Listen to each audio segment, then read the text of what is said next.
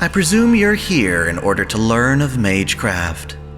I'll have you know, there's no room for the weak-willed in this course, and despite your best efforts, the sorcery of our time is but a fraction of what it once was in the Age of Gods. Much of the craft is established through pedigree, and the culture of mages is riddled with deception and moral depravity. That said, if you insist, I shall do my best to educate you in this miserable, yet fascinating world.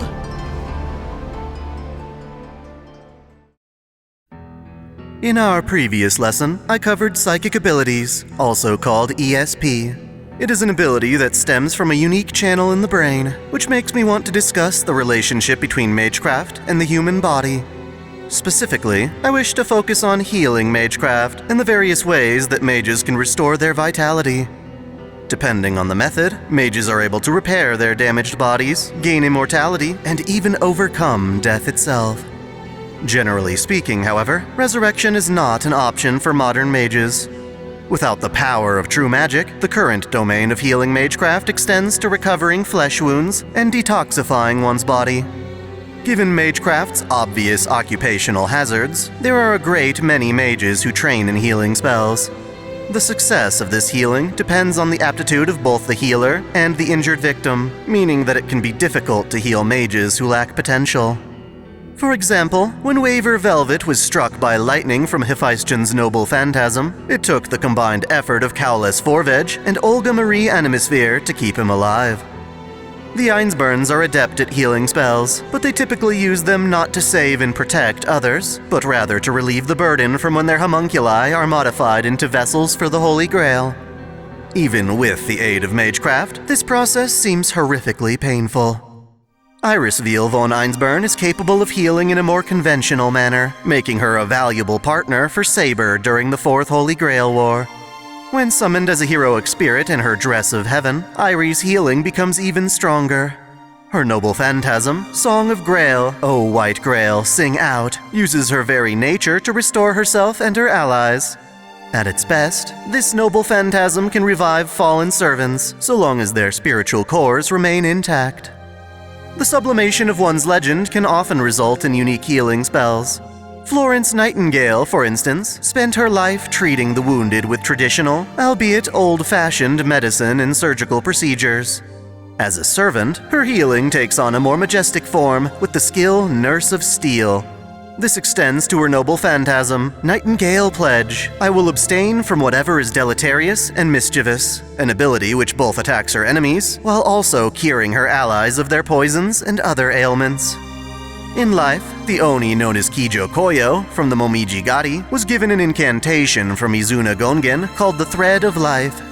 It is capable of driving away sickness, while ensuring a long lifespan. As a well-studied witch, her healing Magecraft can be invoked even when she's summoned as a Berserker-class servant. Typically, however, modern mages rely on acquired spells to heal their wounds.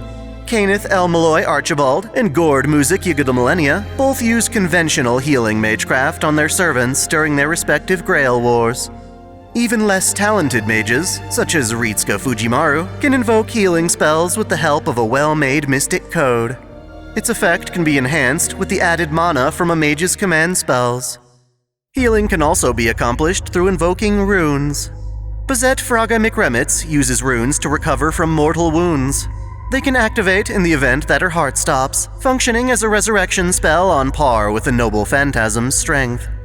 The Celtic heroes Skahak and Cuchulainn both use rune Magecraft to heal themselves. Skahak heals after launching her Gay Bolg alternative in order to mitigate the strain it puts on her body. Ku, on the other hand, prefers to cast his magic while hurling his spear. One of the more impressive feats of healing comes from Rin Tosaka. When Shiro Emiya's heart is pierced and mortally cursed by the Gay Bolg, Rin is able to save his life by not just healing his heart, but rather reconstructing it entirely. Admittedly, this is not a feat that Rin can accomplish anytime she wants. It was only possible by spending the stored mana in her family's most treasured jewel pendant. It took a full 10 years' worth of her collected energy to reverse one critical injury. Given she had no help from true magic, this feat is impressive enough to instantly earn her a spot at the clock tower. For as much as the Holy Church rivals the Mages Association, we mustn't forget that holy sacraments are, in fact, applications of Magecraft. In that regard, it's no surprise for figures of the Church to practice healing as well as any other mage. Kirei Kotomine, for example, was born with magic circuits through a church ritual honoring his father's many years of pious worship. He studied Magecraft under his pupil Tokiomi Tosaka, learning alchemy, summoning, divination, necromancy, and even spiritual evocation, but never found success in any of these. Instead, Kirei had an aptitude for spiritual healing, and in just 3 years, he became so skilled in it that he surpassed Tokiomi. This makes Kirei a spiritual doctor, one who heals the body by going through the soul. This allows him to heal injuries and perform surgical procedures without making incisions. As an overseer for the Holy Grail, he is able to easily remove and transplant command spells from one master to another, a process which normally involves the loss of a limb and its nerve tissue. It is still painful, however, and patients have described it as having Kirei's fingers reach straight into their body. Still, that pain is a small price to pay, given the alternative. When Sakura Mato is ailed by an aphrodisiac poison that causes the crestworms in her body to squirm out of control, Kirei is able to calm her body and mind, restoring her lost mana. This consumes most of the command spells he'd been hoarding since the previous Grail War, and even with them, it's only enough to buy Sakura a small window of time before the worms get excited again. Kirei is certainly capable of removing the crestworms, but after a decade of them violating Sakura, many have metabolized with her heart and nervous system. Therefore, removing these crestworms would also kill her. This means that even spiritual healing has its limits. The idea of merging 2 different spiritual bodies should be impossible for him, but there is one case where it actually worked. When Shiro Emiya loses his arm to the Shadow, heroic spirit Emiya opts to sever his own arm as a replacement. Kirei attaches this heroic spirit's arm to Shiro in an otherwise fruitless procedure. However, because Shiro and heroic spirit Emiya are the same person, there's just enough compatibility between the host and donor for the transplant to accept. The nun Yuika Suse is another member of the church who can heal. Her specialty is surgery, using the 8th Holy Sacrament to dull her patients with stigmata. This, in combination with the Aozaki family's natural healing abilities, allows Yuika to repair Aoko after being ravaged and mutilated by Lug Beowulf. This is roughly the extent to which humans can heal on their own. However, if you account for legendary artifacts from the Age of Gods, even greater possibilities emerge. For example, the sacred scabbard Avalon granted to King Arthur renders her practically immortal through miraculous healing. It halts Artoria's aging and restores her body even from the most fatal of wounds. So long as her brain remains intact, any injury she incurs will be undone. Artoria would have never fallen if she hadn't lost her precious scabbard prior to the Battle of Camlon. Those who later discovered Avalon could use its healing prowess for themselves. Strategically, a mage can use it as a safety measure, allowing them to utilize Magecraft that would otherwise kill their body. With the combined power of Excalibur and the lance Rongo Minyad, Artoria is able to survive the Battle of Camlon in the event that her knight, Sir Bedivere, refuses to return her sword to the Lady of the Lake. While not a complete recovery, the lance preserves Artoria's life while eroding her mind. She is eventually turned into a divine spirit, no longer in touch with her humanity. Her knights, Balin and Percival, wield the Holy Lance of Longinus, granting them protective and healing properties, in addition to the lance's destructive might. What should have ascended to heaven, along with the Holy Grail, instead remained on Earth, and even though it was deemed too powerful for any one knight to handle, it became Percival's noble phantasm, Longinus Count Zero, Shining Spear of Destiny. It's likely that the Holy Grail discovered by Sir Galahad could also heal people. More likely, however, mages will encounter the lesser or greater Grail from a Holy Grail war. The former is an enormous collection of mana, and it can bring about miracles when it isn't corrupted by Angra Mainyu. The latter is an elaborate spell capable of reaching the root. If a mage uses it as an opportunity to acquire true magic, healing can be accomplished through a variety of means. Aoko Aozaki, for instance, uses her 5th magic, Magic Blue, to rearrange time to postpone the death of her friend Sojiro. Other legendary artifacts, such as the Tamate Bako chronicled in the tale of Urashima Taro, can grant wishes just like the Grail can. When the land of Agartha is brought to life in a singularity, the Tamate Bako can be found in the underwater Dragon Palace. The Greek hero Asclepius, legendarily known as the god of medicine, once created a cure for death itself.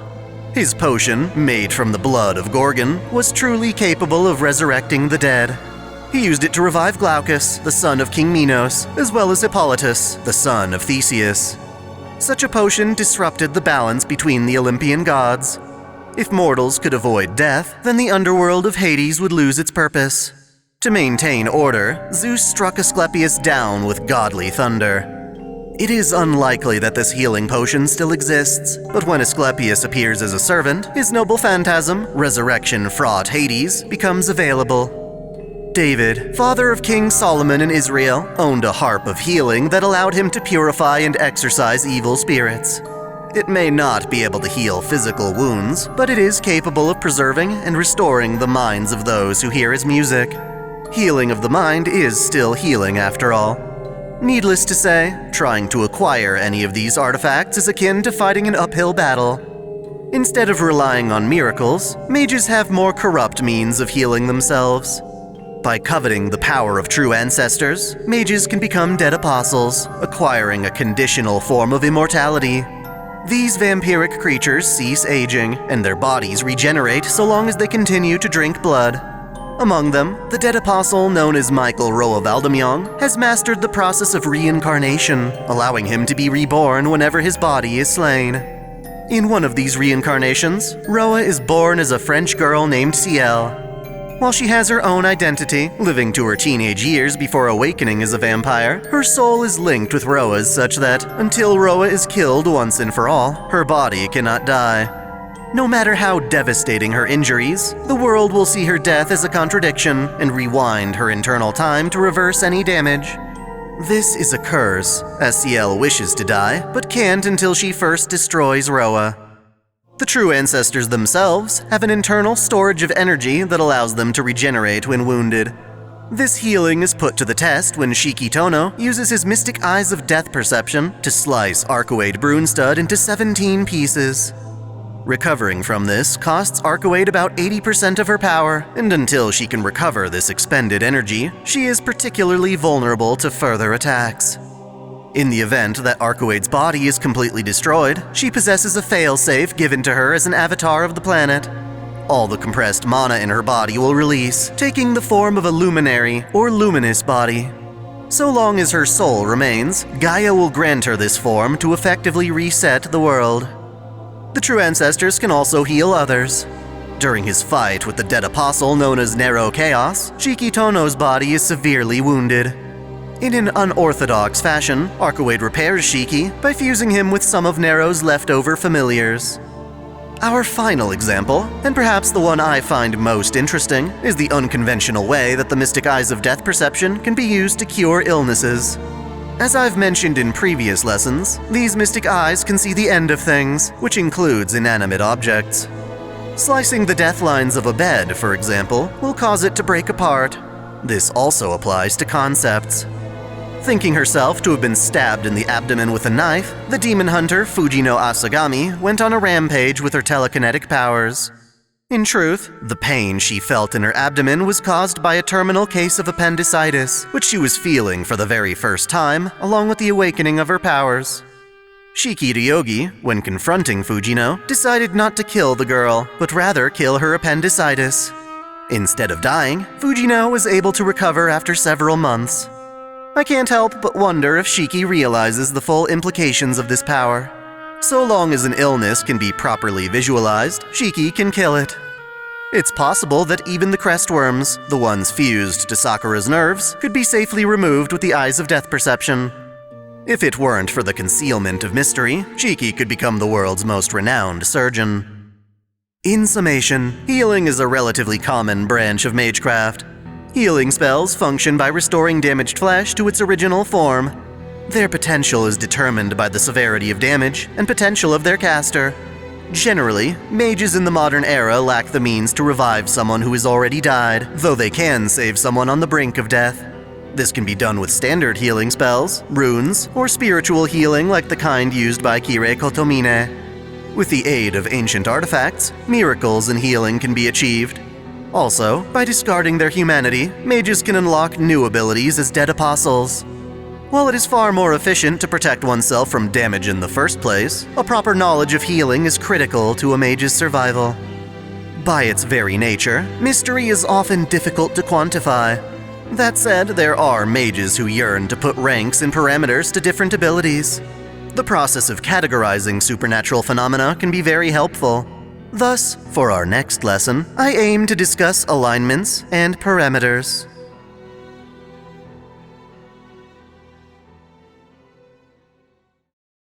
Thanks for watching!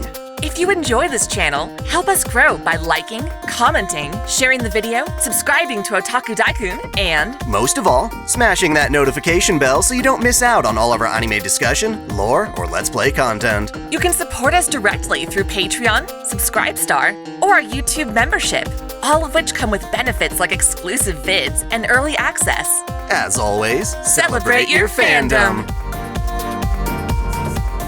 I want to give a special shout out to all my $10 and up supporters: Video Gamer 75, Elise Trash for Skinko, Dante Pendragon, Stephen Elak, Samuel Gersten, The Nonchalant Ostrich, Otaku Mom, Jens Ballman, Mystic Samurai 1983, Lord Omagoden, Free Brick, Olympian Doll, RNGer Shuffles 1498, Alexis Yukio Gomez Yamato, Link Pendrago, King Kobo, Observer Bellis, Flash Daniel, James Hewitt, Uncanny EXP, Andre Foster, Jared Kraus, Matthew McAfee, Game King 352, Caitlin P, Vladimirovna, Jonathan Padua, The Taz 96, President Irina Vladimirovna Putina, Maxwell's Demon, Kengo X77, SF Giants Fan Mike, and Akakaze Yume.